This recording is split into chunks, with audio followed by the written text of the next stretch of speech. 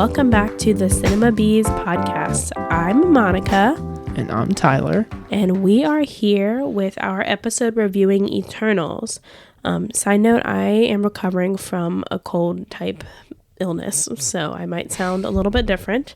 But anyway, super excited to be back with the MCU. And yes, Monica didn't see Shang-Chi, unfortunately, in theaters. not. I did, and I loved it. It's like, I think 4 or 5 on my list. Like, it's that good. That's crazy. I loved it, and it should be streaming to Disney Plus this week. It should be on Friday. So if you want to watch it Friday, you Eternals is already? No. Oh, Shang-Chi. Oh, I'm so stupid. Yeah, no, I actually probably will do that. And I was thinking, since there's no big movies coming out this week, unless we want to talk about Clifford, what if we did an episode talking about our Marvel rankings after I watched Shang-Chi? That would be and Doctor Strange, because I've not seen that one yet either. But have you ever seen Doctor I've never Strange? seen Doctor Strange, no. Wow, I don't know why. I just never did. That's funny. I mean, it's funny because it also doesn't matter in the grand scheme of things. Yeah. But anyway, let's do that. Do you want to do that to be our next episode? Okay. Look forward to that. Special episode Marvel rankings coming out next week. Monica just dropping bombs on me. I did not know this was a thing in her mind. I meant to talk about it before we started, but then I was like, oh, I'm recording. You're just like, oh, I guess we're going. Oh, hey, you want to brainstorm right now? Just not ready for that. Sorry if you hear my cough. Anyway, do you want to talk about some trailers that we saw? Yeah, actually, I was surprised that, so obviously, like, we've gone and seen a lot of movies, so we see a lot of the same trailers. The most annoying one, honestly, being Eternals. Just the fall collection IKEA. Just was always pain. I'm done coughing now, sorry.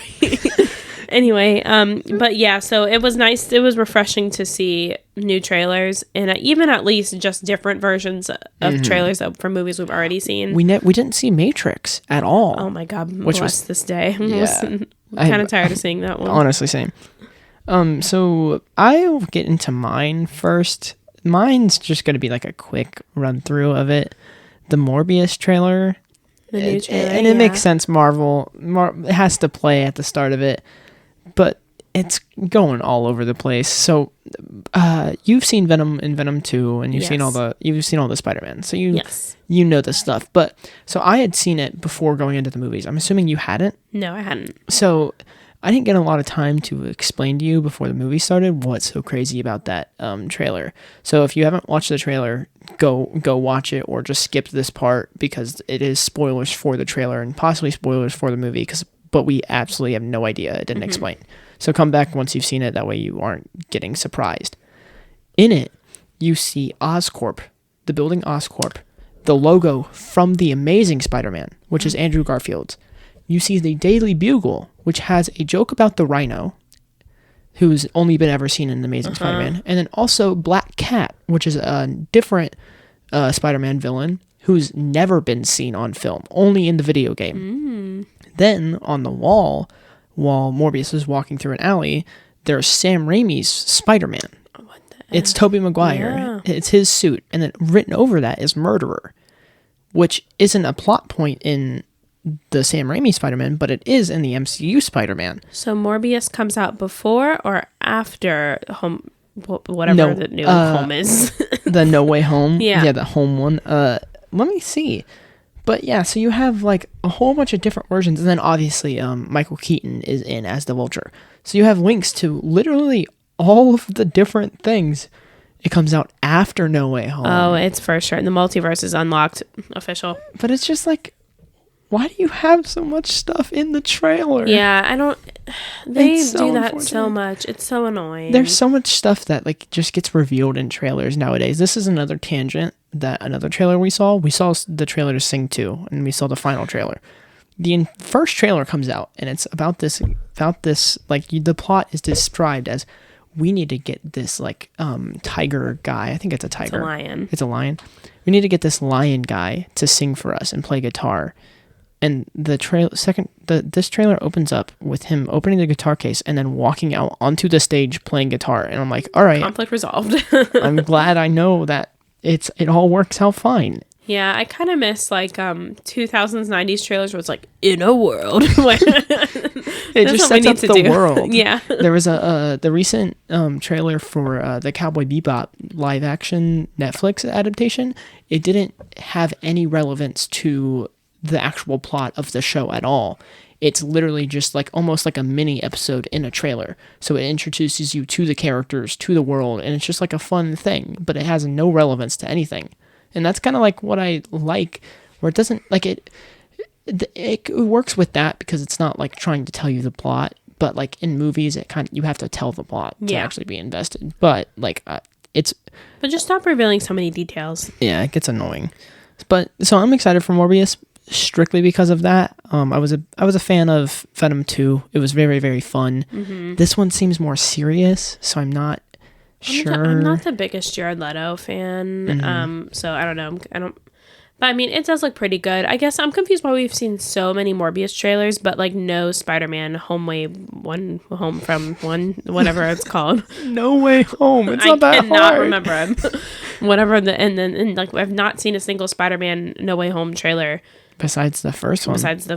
Never in the theaters. I've only ever seen it. Yeah, I was surprised about that. It hasn't been shown off in theaters, so I'm assuming once the new trailer comes out, maybe it'll be shown in theaters. But like maybe they're trying to keep it less like vocal because of so much stuff is like hinted at in the trailer. Mm-hmm.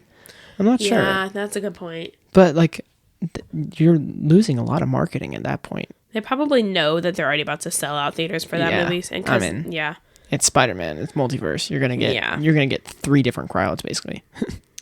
So yeah, that was Morbius, and that was one that I'm excited about just because I like the MCU a ton. Yeah. I'm excited to see how they're actually going to manage this because it looks crazy.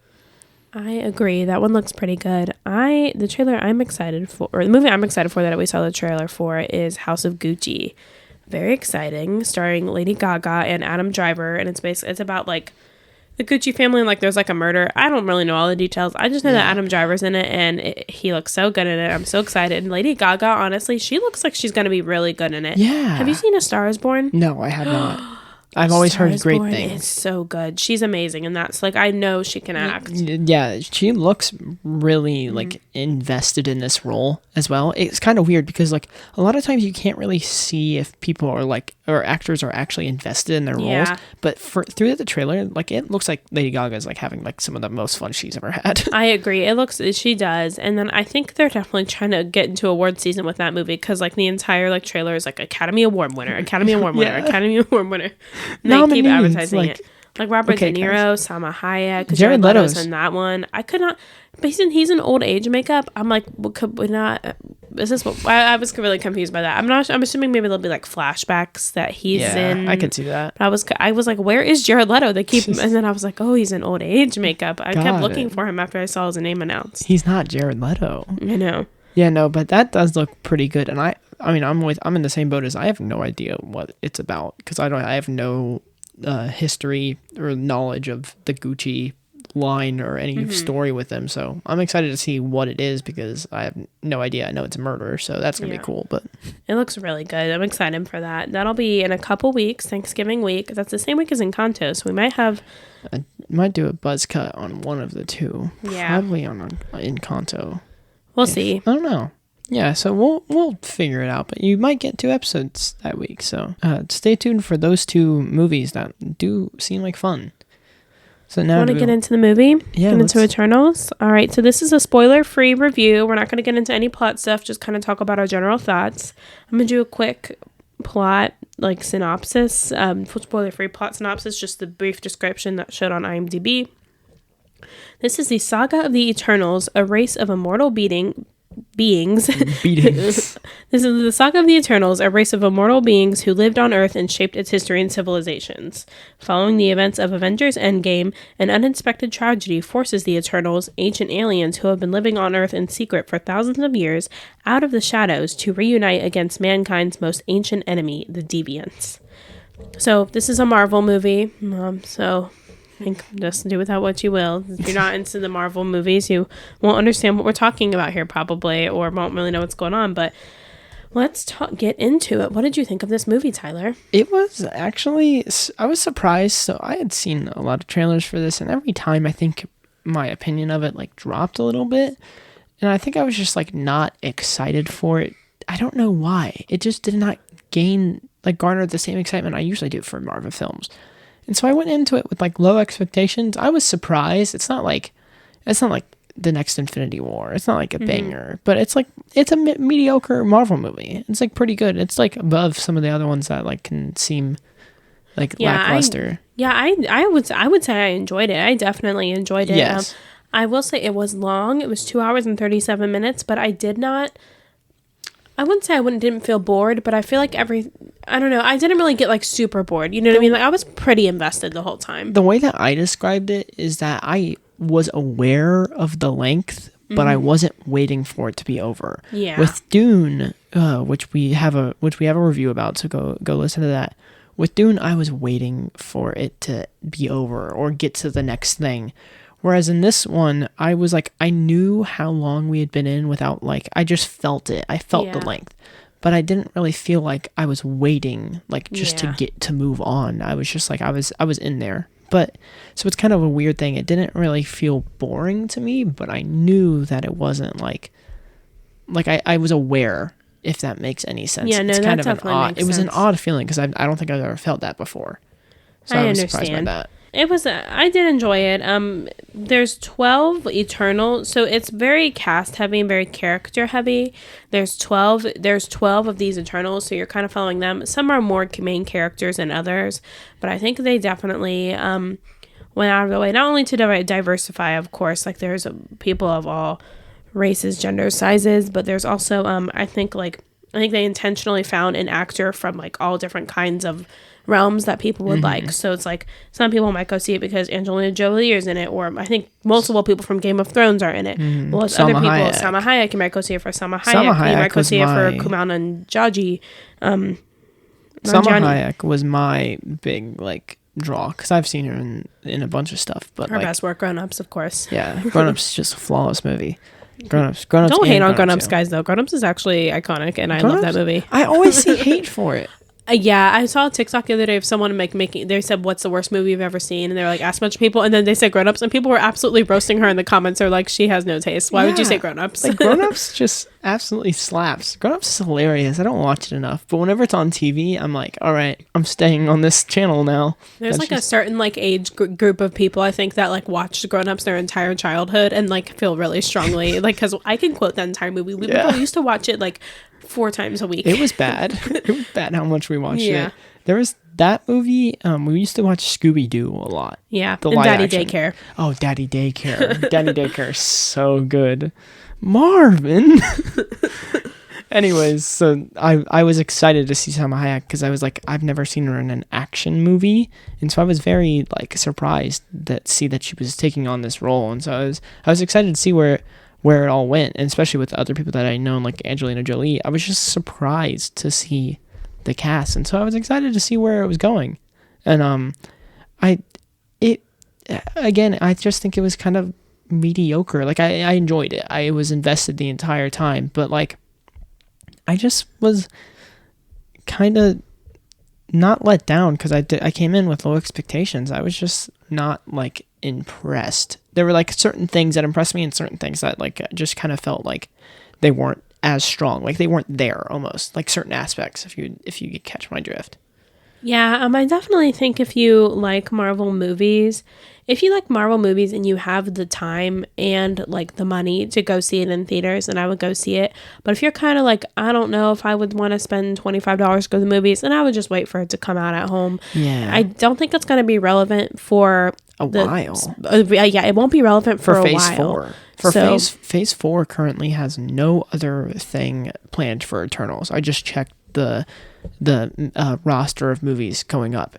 I think the only thing in this movie that actually has relevance to something in Phase 4 is the end credits scene, which I'm obviously not going to get into, but one of the end credits scenes has relevance to a specific movie in Phase 4 that we know very little about. So I'm like, it's not urgent that you see it. It's the same way with Black Widow. I didn't really feel like Black Widow was urgent that you see. I don't really feel like Shang-Chi was that urgent that you see. But Shang-Chi was just great in my opinion. So let's like, reflect, like, so on the Marvel movies that have come out this year, Black Widow, Shang-Chi, and Eternals, what's your ranking of those 3? I I think I put Eternals above Black Widow. Shang-Chi is obviously at the top of the three. Right. Because Shang-Chi is just so amazing. Everything they do in that movie is like almost flawless. It's like the culture that they bring in looks amazing. The choreography is phenomenal. It's the best in the entire MCU.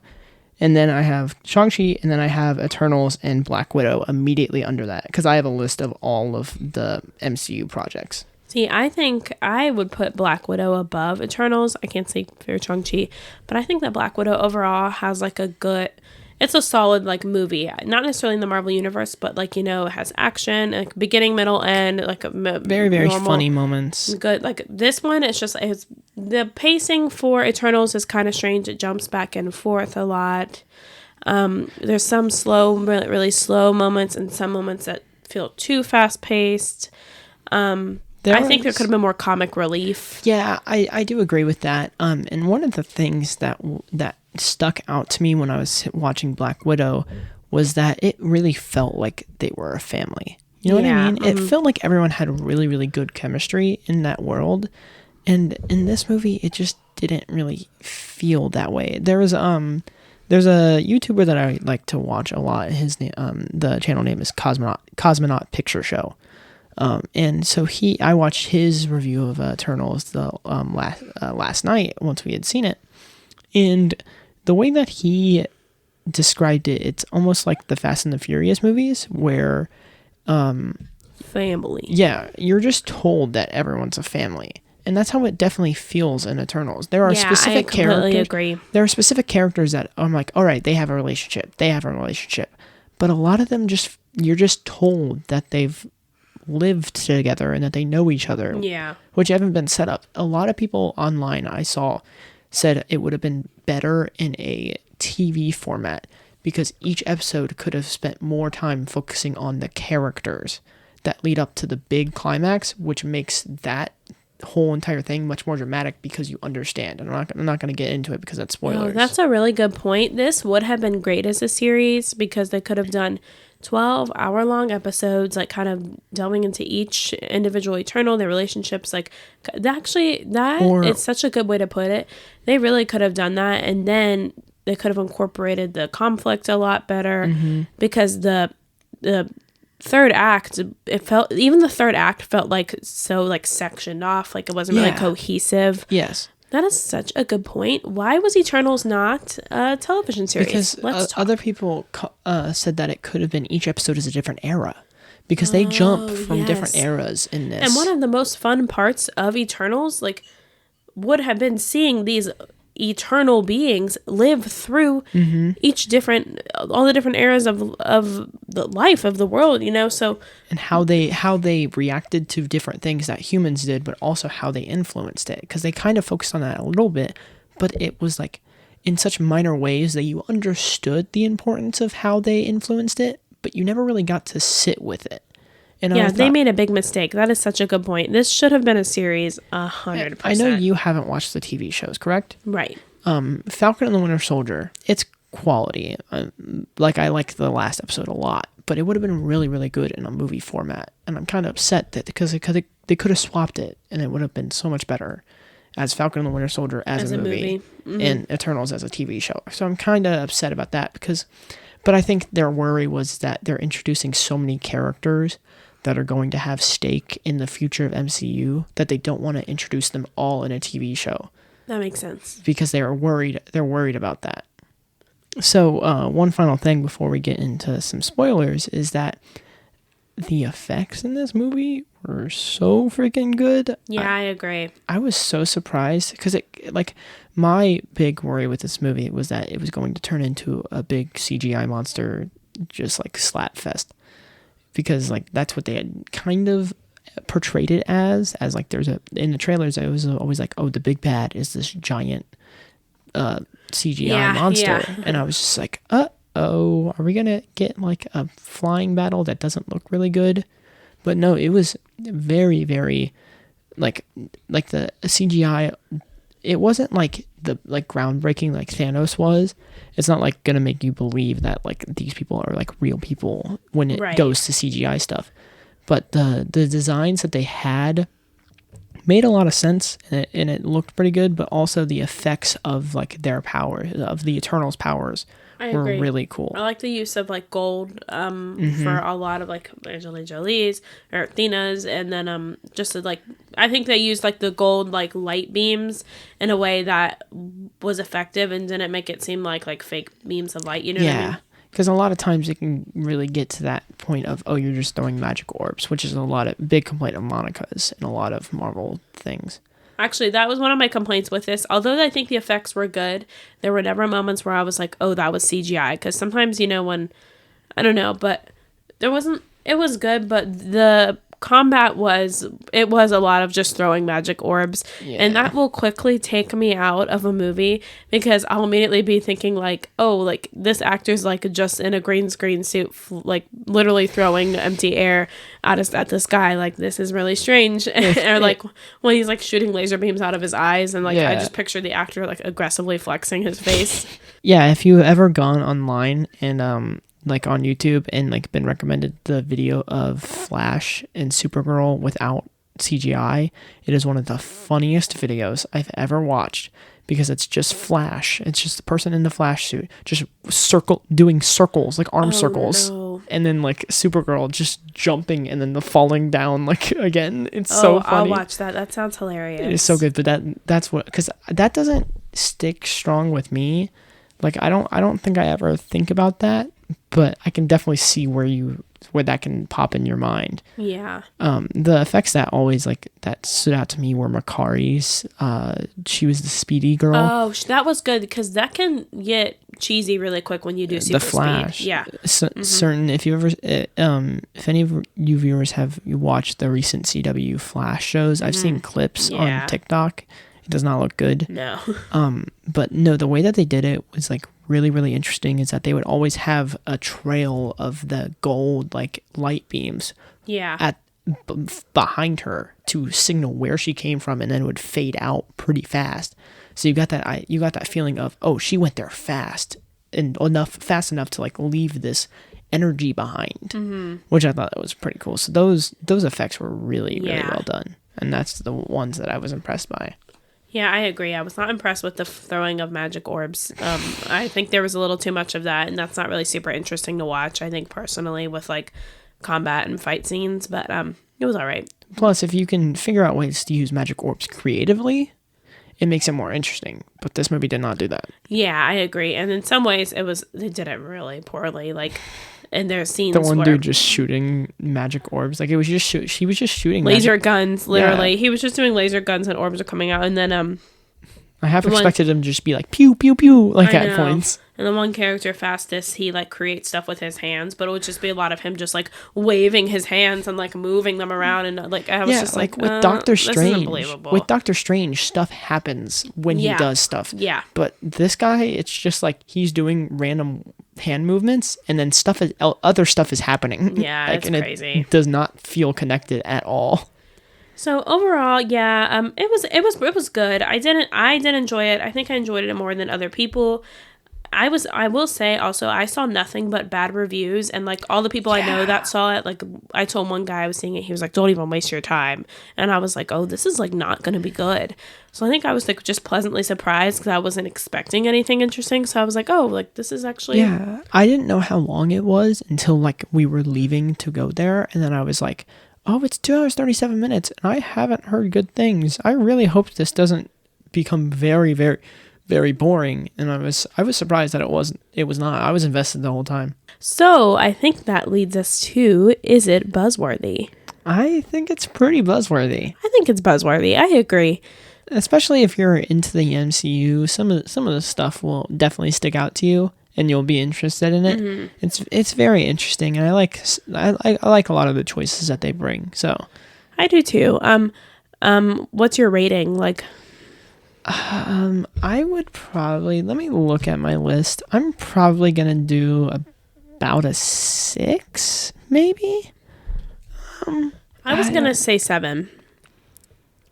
Yeah, I'm gonna do 7 a 7 out of 10. Yeah, it's definitely not a 6. It's definitely higher than a 6.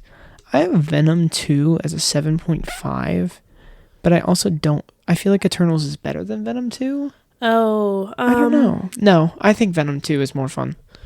Yeah, as far as like if I would ever want to watch it again, or if it's a good time, Venom I would 2. think Venom 2 all the way. Yeah. So Eternals is a 7 as well for me. Yeah. So it's pretty buzzworthy still. I mean, definitely. It's very, very, very fun. And I'm a big fan of MCU stuff, so of course I'm going to side with it being on the higher side. Yeah. But either way, I think overall it was good. It was a good movie. There's some flaws, which we'll get into a little bit. We already talked about a little bit. But yeah, overall it was good. So now let us get into some spoilers. So if you haven't watched the movie and you want to go watch the movie, don't listen to this next section before seeing it. Go watch the movie and then come back. If you don't care about spoilers, then keep listening. Keep listening. But we will spoil all of the big moments of this movie. So if you're okay with that and you want to stay, then stay. Please come back if you are going to watch the movie. All right. Okay, so now getting into spoilers, but I'm gonna give a quick plot synopsis for what it is, what the entire movie is, so that way people know what's going on. So the movie starts. Eternals are all introduced. Eternals live on the world in hiding, and then deviants come back, and they're trying to figure out how the deviants came back. Whatever. Then they find out that the reason they were sent to Earth was actually to just raise the population so that way they could birth a new celestial being. And so in that case, everyone on Earth would have died except for the Eternals, because the Eternals are immortal and then have their memory erased and whatever. So then it becomes a big thing of, how do we stop these deviants, but also how do we stop the emergence is what they called it.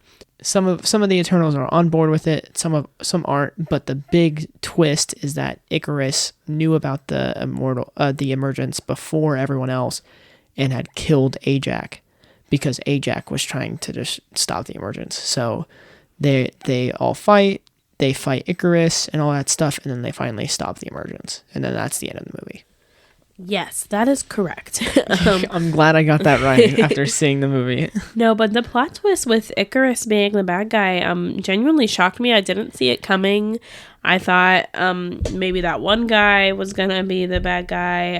The Druid. Yeah. The dude who can mind control people. Yeah, I thought maybe he was going to be the bad guy, and then I thought maybe Salma Hayek was actually the bad guy all along, which is kind of what they led you to believe, but no, it was Icarus this whole time. So that was a shocker for me. I was definitely surprised because I was like, because once like Judas, Judas, no. Once the it's like revealed that the first deviant that they encounter has Ajax healing power. I thought it was going to be Ajax is the villain and she's giving the deviants her power. And then it's revealed that she's dead. And I'm like, oh, dang, so that dude can just absorb. So I was like, okay, so the deviants are going to be the big bad. Then they revealed that the Celestial that they've been talking to is a bad guy because he's trying to destroy Earth. And then I'm like, okay, so that's it. And then Icarus kills Ajax. And I'm like, all right, so I guess he's the villain. Yeah. Who's the villain? Who's the true villain? Yeah, I agree. I think I think some of the plot stuff is where it gets kind of messy for me, and that's where some of the failures are. Like, my biggest complaint is the deviants didn't do anything. Oh, like, you're right. You know what I mean? Yeah. So like they set up that this deviant is stealing everyone's powers, and as he's stealing powers, he gains the ability to be becoming self-aware. He's becoming sentient. He's alive, and so he starts talking to everyone, and then he just gets killed by Thena at the end and has no relevance. Yeah, I think they couldn't settle on. I just think it seemed like they couldn't settle on who they wanted the main bad guy to be, like you just said, and like they made the deviants this whole thing, and then just kind of abandoned that halfway through. They did a lot of like abandoning big ideas and characters throughout the movie. They set it up well because Icarus was like, because there's no reason for the deviants to be a thing at that point. But then Icarus says, "Oh, I'm letting the deviants live, so they delay the Eternals to stopping the emergence." But if that's already your plot point, you don't need one to become self-aware. Yeah. You don't need one to become like fluent in English. Yeah. So just have them be beasts. Like that. Just have them be that. Yeah, I agree. That one becoming self-aware and just randomly like being able to start talking was like so crazy and unnecessary. I was looking around like, what? Like all it did was give Thena something to do in the final battle. Like it just wanted to separate them more, but like for why? Yeah. There was no reason. It just didn't make sense. So that was my big like disagreement with like some of the choices that they had made in the plot. Yeah, I also just think that it was a bit messy. Like, so Icarus is like literally killed 2 of the Eternals, like several of them, and then like we're still like kind of happy with him at the end. Yeah. And I was like, so is he a bad guy or not? Because like he like basically did some evil stuff, and then they were like, but we love him. But yeah, let's forgive him. And I'm like, I'm not sure if we should.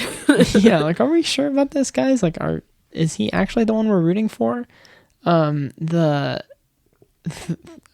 just reminded me of the freaking Icarus's end. If you haven't picked up, a lot of these characters are like their names are like riffs off of Greek or like just people in mythology. Yeah. And their intent is that the people in mythology are based off of the Eternals. Yeah. So Athena in the Eternals is what caused Athena. Mm-hmm. Festus in the Eternals made Hephaestus, who's the god of like the forge or whatever in Greek mythology.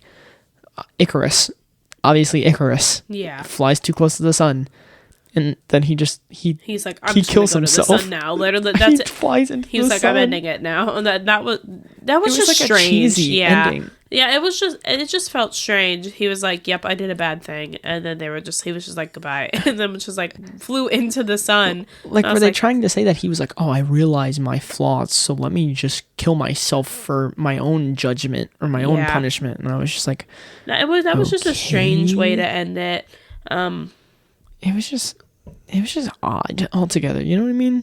Yeah, I think one of the other weird parts was, well, at least for me, was why the freak did Kingo I mean, I know they explained why he disappeared. Like, he was just like, I don't want to be a part of this anymore. I'm out. And then, like, he literally disappears for, like, the last 30 minutes of the movie.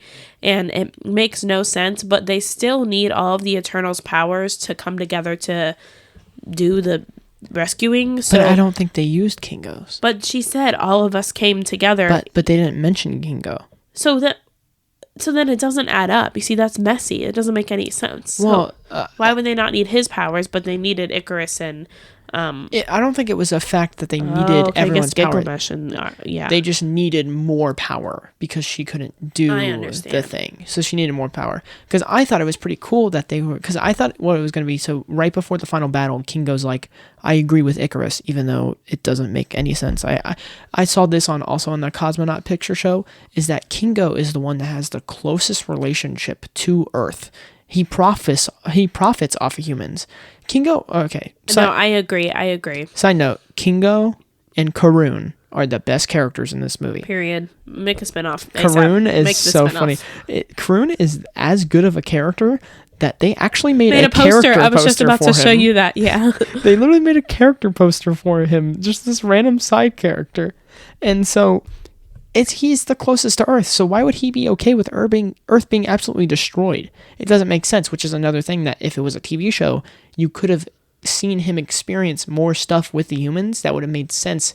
It would have made it would have justified his reasoning for allowing it. Yeah, it was just strange because, like, you're right, he seems to have a close relationship with humans, blah, blah, blah, and then he's like, I agree, the humans should die, and it was just like... I was really worried that they were going to do, like, a forced thing where he was going to come back and, like, save Cersei from Icarus at the very end, and going to be like, I'm here to save the day, I changed my mind, and my 20 minutes just being away just because I felt like it. I mean, I'm kind of glad they didn't do that, but at the same time, then to just bring him back randomly at the end, I was like, what? It was just like, oh, hey, I'm still alive, but also I'm just like not with you guys. Yeah. It just felt so odd. But I liked their ambition in doing it because it's not something that they've done before. They've also never done a story where it's a group that disagreed with each other had genuine like disagreements besides like Civil War, but like Civil War is the big one. But yeah, I mean, I agree. I saw people saying go into it thinking if it's like a family drama, and although I do agree with that, I do think you need to have more chemistry if you're gonna try and market this as more of a family drama, because there wasn't enough chemistry between all of them. Period. The only chemistry, and it was like the slightest bit of chemistry, was Icarus and Cersei. Yeah. And the only reason that there was chemistry was because they're both hot. So yeah, and they showed like a sex scene. Right.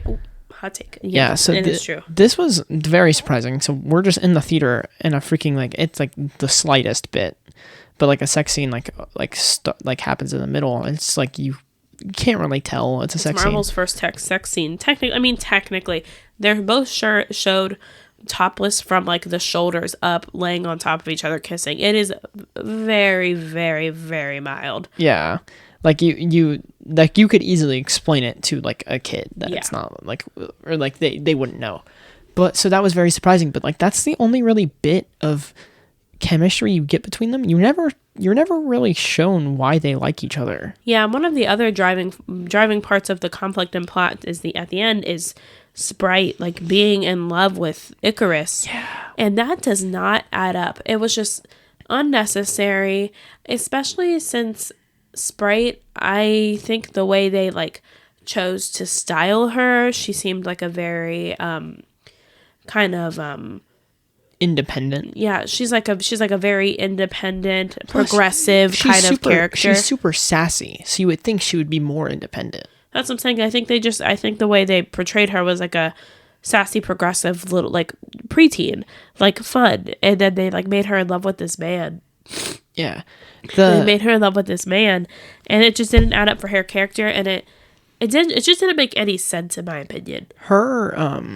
Her first plots, like the first thing that you're introduced with her in like the present day, is that she's upset because she can't have the experiences that like Cersei has. That makes sense. That's a good driving conflict for her character. And so we were talking at the end, and our dad actually mentioned this. What would have been a way stronger plot point is instead of her being in love with Icarus and jealous of Cersei's of Icarus's affection with Cersei, is that she should have just been jealous of the relationship and that she can't have that, because it would have lined up more than what we're started with, and that's a very, very relatable like.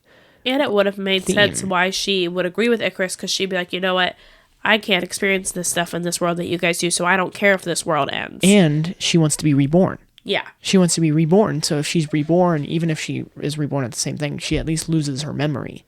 And then they even made a joke about it. Like, they are like, when she decides to go with Icarus, they're like, why did she go with Icarus? And then King goes like, she's in love with him. Did you guys miss that? And I was like, we actually did, because it doesn't never make sense. Shown. So why? The only time you're ever given that idea is when Kingo also literally explains it to Sprite. So it's basically just explaining it to the audience. Yeah. You aren't showing anything. You're seeing exactly. Sprite. That entire plot is just told us through exposition, and it doesn't make any sense. There's no stake in it. Yeah. But having a theme where you're upset because you can't attain something because it's not possible for you is a mega relatable theme in today's world. Like everyone has something that they can't obtain because they just can't. That's a good plot. And then you're like, no, but she's in love with him. Yeah. So that's what's wrong. That's why it's unfortunate. Which it just kind of falls flat. That was upsetting to me. The only it's even funny because like they kind of make it a plot that Icarus and Cersei are in love, but it's so very obvious that Cersei and the human boyfriend that she has have mega chemistry. Like, I felt like they were actually like in a relationship. But I think my opinion is that those two men look too similar. I thought that was so strange. I was like, you guys could have made them look like even a little bit different. They look so similar. And then those two men also look like Bucky. Yeah. And I'm like, what is this brand of white man that we're having in the Marvel universe? Maybe like, Cersei has a specific taste. I mean, clearly she has a type, and it's that dude. It's Sebastian Stan. That's just the person. Exactly. I thought that was funny. So I kept kind of getting confused with like, wait, is that other guy or is that guy? It was so funny because the human boyfriend looks like a mix between Oscar Isaac and Sebastian Stan. with the beard 100%, especially. 100%. So I was like, okay, so now we're just getting into offshoots of random characters. Also had Marvel's first gay kiss with Oh yeah, Festus. I liked I like their story. I liked his motivation being family based. Yes, but also the motivation did not make sense at the beginning. I thought of this in the movie, and Cosmonaut Picture Show brought this up as well. When they first go to get Festus to then save the world, he's like, no, because I want to be with my family, and he wants to protect his family. If the Earth is destroyed, your family's dead. Yeah, that made no sense at all. Yeah, I think what and he it was quickly saying. turned around. Yeah, I think what he was saying, like, I want to be with my family during their last moments. Yeah, I think that's what he was saying. Yeah, and it's just or you can stop it completely, and they don't have to have their last moment. So that's what I'm saying is I think just things got a little bit messy, and in some ways, this is what I'm afraid of with all of Disney's content, is that they're trying to put content out too quickly, that they're not fine-tuning what they're putting out. They're not fully realizing the potential that they have as well. Because there's just so much that's left out of this movie that conflicts with other stuff that just it doesn't fit. And that's a very good way of putting it. I never thought of that Disney's just trying to maintain the schedule that they have, especially with COVID, because everything got delayed. So now they're trying to make up for the fact that they had a whole year without Marvel. Now it's just become this thing where they have to get it all out, and they have to do it. I mean, it's the same way that Falcon and the Winter Soldier had its moments, because I don't know if you knew this. I know you haven't watched the show, but the original plot was that the villain was the villain was stealing medicine for a virus that was worldwide, and they cut it because of COVID. Oh, yeah. And so once that happened, the villain had no actual character, and they make the villain actually a believable person that would do these things. But without that, there's no stake. You don't feel anything. Yeah. There's no motive, essentially. And so it falls flat. So they're trying to get this stuff out instead of just being like, okay, guys, hey, just bear with us. We're trying to get it all worked out, but it will be quality when it releases. That's what I think. I just think it got a little bit messy, and that was my biggest flaws. And then, of course, just some of the pacing, slow, fast. It was a little bit messy, but... I mean, there's things in this that the same thing going back to the Deviants thing where the Deviants had no stake. I'd seen this online, is that some of the characters, some of the Eternals did not need to be here. Yeah. Makari did not need to be there because she had no stake in the overall plot. She was cool because she found out where the emergence was happening, but okay. Yeah. You could have done that. You could have explained that in another way. Druig had no relevance, even though he was one of the most interesting characters, but they kind of just shove him to the side once Cersei's in the plot. Even Thena wasn't even. Yeah. Thena's just used as combat material. Yeah. So it there's just stuff that could have been explored more, and I hope they explore more in Eternals too. Oh God, there's Eternals too. Well, I assume so, because if we want to talk about Monica's favorite part of the movie, Harry Styles. I forgot. That was so exciting. Yeah, big reveal. I don't even care about that Arrow Sky, whoever he is. I'm just oh my God, Harry Styles signed a 5 freaking movie deal. Amazing. Fantastic. So I assume it's Eternals 2 that he's coming in, because he's supposed to find Cersei and Festus and all of those people. Right. He's supposed to find them because they were taken by the Celestial. Is he a good guy? Yes. Mm-hmm. That was a big thing in the comics, is that Eros is a good guy and he helped fight Thanos. I don't know why he didn't in this movie. We have no idea. So we're still waiting on that. But yeah. So Thanos' brother just showed up and was like, yo, I'm in the MCU right now. I know. And then it just happened to be Harry Styles. That was amazing. I was so confused. Fantastic. Literally, it was so funny because Monica had I knew about this because I found out 3 weeks ago because it got revealed.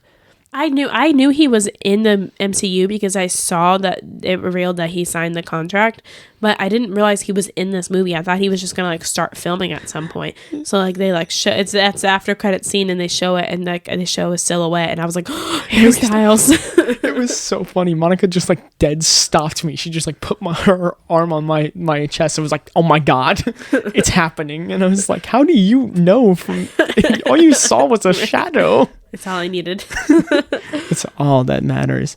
And then real quick before we wrap up, the other thing that I was mentioning earlier with Eternals having like no stakes in the rest of it, at the final post-credit scene, has I never can pronounce his name right, but Mahershala Ali, the dude who was in Green Book, because I loved Green Book, he's Blade.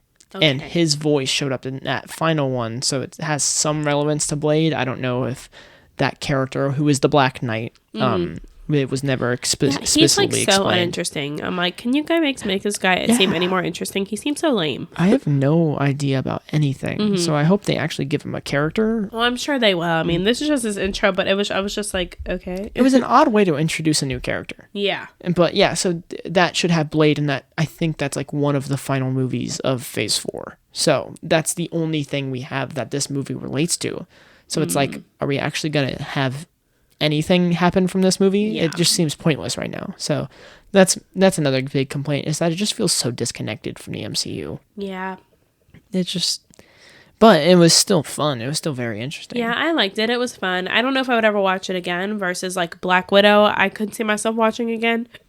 And then definitely Venom 2. I know Venom 2 is an MCU, but if we're comparing like the superhero movies that were released this year. Yeah.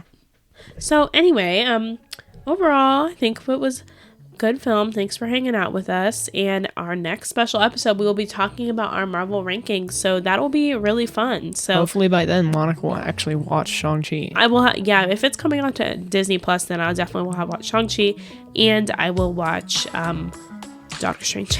Oh yeah, Doctor Strange as well, because you gotta to fill out a list. Yep. And this will be of just movies, because there's not enough time for Monica to watch the shows. As much as the shows are really, really interesting, I want to watch the shows eventually, but like I think we need to just do this as movies. Like much like Eternals, they don't really have any stake right now. Yeah, and I just think when it comes to rankings, like just what you like better, it's hard to rank an entire series against a movie. Yeah, exactly. Because I'd rather watch a movie than watch an entire 6-hour series. Yeah. Like it just turns into a hard ranking at that point. So this will be all movies, all MCU movies. So please stay tuned. All right, check us out on Instagram. We got our Facebook page started, so that's exciting. And yeah, we'll see you next time, or hear you next time. Please rate us on whatever platform that you are listening on. 5 stars. Just 5 stars, no matter what. You're just obligated. You listen to the whole thing. That's the reward you get. You get to reward us. Yep. So leave us with any comments that you have, any ideas for episodes that you would like to see, especially now that we're getting more creative in our types of episodes that we're going to be posting. So just stay tuned. Hopefully you're enjoying the content that you're getting. And if you have any ideas, send them our way. Thank you, guys. Thank you. Bye. Bye.